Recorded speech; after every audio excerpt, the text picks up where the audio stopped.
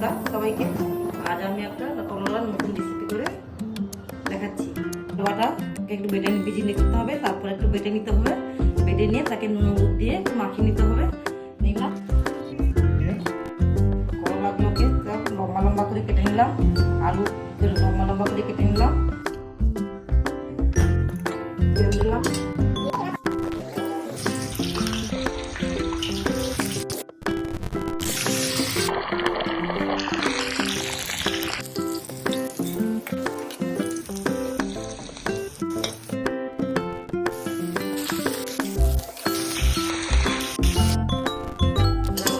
আলুগুলো ভাজা হয়ে গেল। এবার তুলে নেব। এবার ডাল বাটাটা একটু হাত দিয়ে চেপে চেপে একটু ভেজে নেব।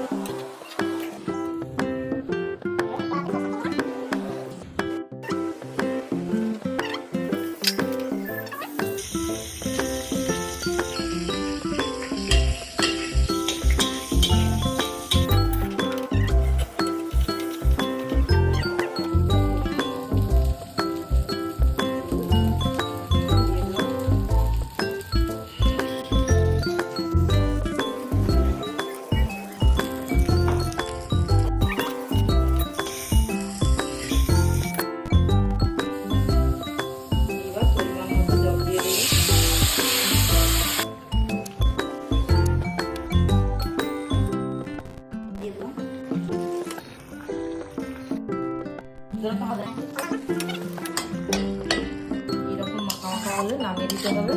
গরম ভাতের সঙ্গে খেয়ে দেখবে ভালোই লাগবে।